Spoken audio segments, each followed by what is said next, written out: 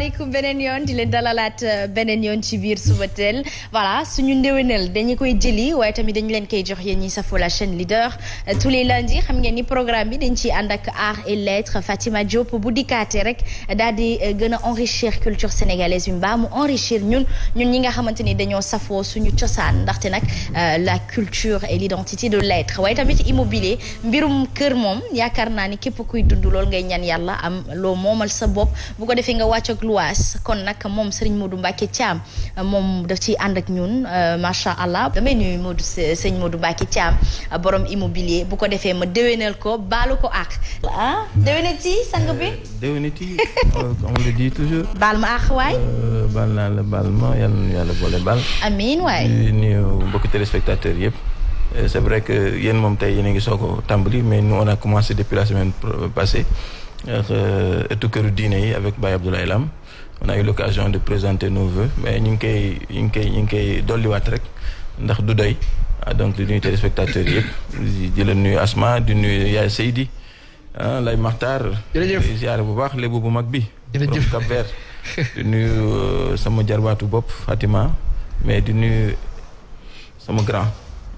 le grand orateur le grand homme de lettres et d'art je laisse Asma le soin de présenter l'invité je serai invité waaw dama koy bàyyi mu présenter bu dee football dañ naan def ko ako doon dégager ako daal di dugg nag fii nga xamante ni moom moo di rubrique immobilier ànd ci ak sëñ Modou Mbacké Thiam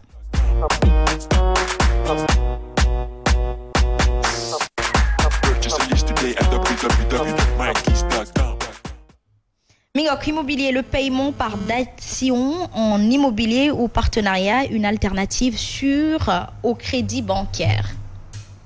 Oui Asma tey li ñu leen indil mooy le paiement par dation mu nekk benn procédé boo xam ne ni ci transaction immobilière c'est quelque chose qui a cours mais c'est une notion assez large quand même parce que dation suñ ko waxee c'est un terme juridique donc qui est utilisé dans l'immobilier comme partenariat ñu koy wax partenariat ci immobilier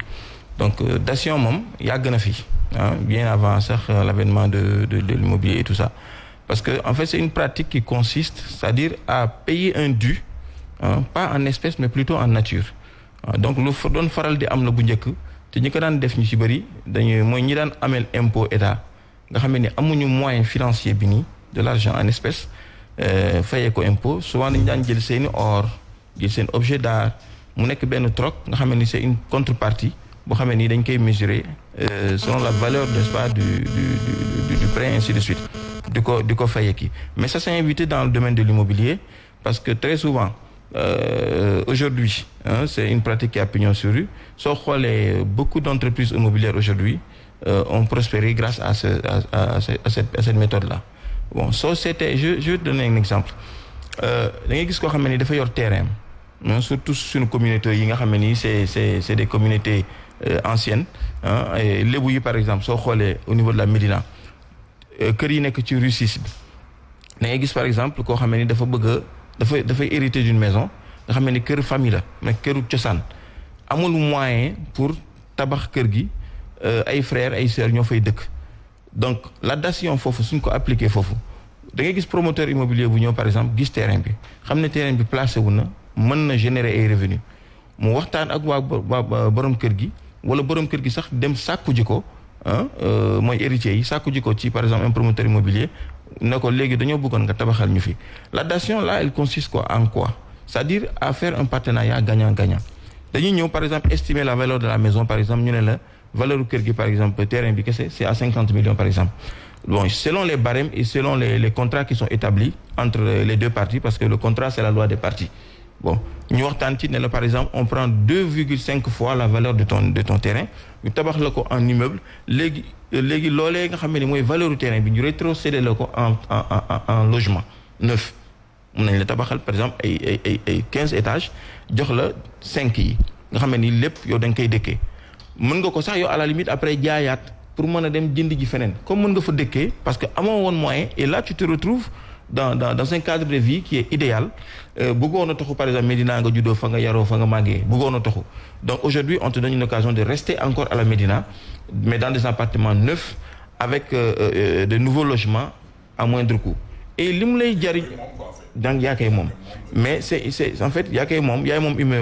une partie parce que déjà c'est une copropriété yow par exemple ñoom mën nañoo ñëw ne magasin bi ci suuf ba R+5 ñoo ko moom léegi comme R+8 la 3 étages yi ci des yëpp yéen 3 frères yi yéen a ko moom donc dans ce cas de figure là a été utilisé par exemple pour faire des partenariats dans plusieurs zones ici à Dakar et dans les régions ba tax nag génne na famille yoo xam ne ils avaient pas les moyens par exemple de construire ou bien de profiter de leur terrain ou de leur bien immobilier ñu dem ba yàlla dimbali leen tey dem nañ ba louer appartement yooyu dëkk ji feneen et puis li ci gën a intéressant aussi mooy les gens voudront se poser la question jamono yi ñuy jël terrain boobu di ko tabax yow fooy nekk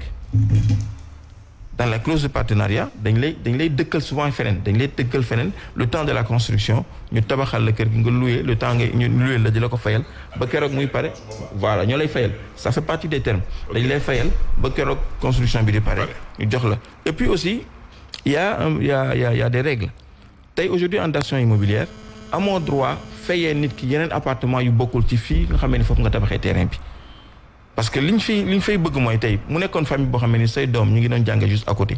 ñu war la fayee beneen immeuble boo xam ne feneen la nekk déjà tu changes de cadre de vie donc avantage yu bëri mi ngi ci comme am na aussi ay inconvénients yu bëri mais nag loo ci mën di gis il y a des règles qui sont établies et loolu c'est une pratique qui a cours c'est vrai que da nga ko doon fekk ci yeneen domaine aujourd'hui par exemple en matière immobilier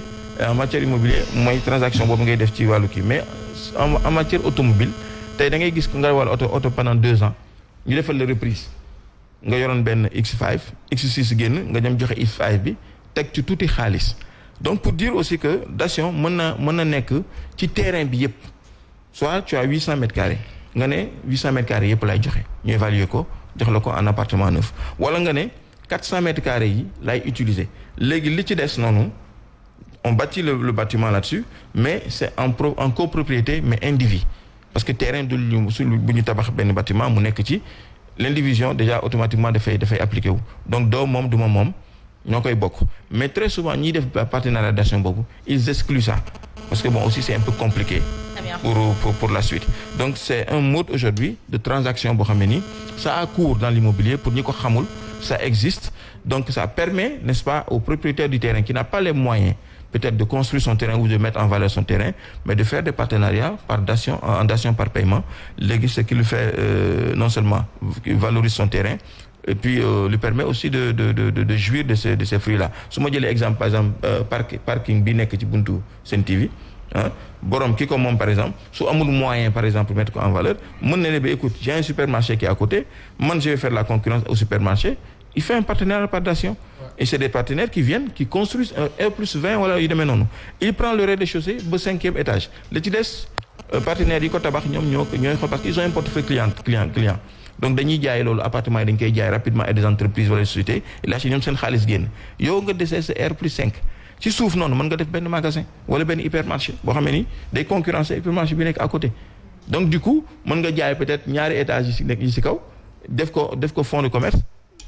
utiliser ko pour qui donc c'est des stratégies yoo xam ne en immobilier ça te permet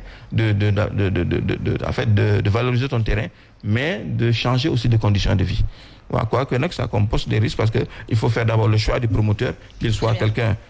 qui a les coudées franches et qui a aussi la technicité n'est-ce pas pour faire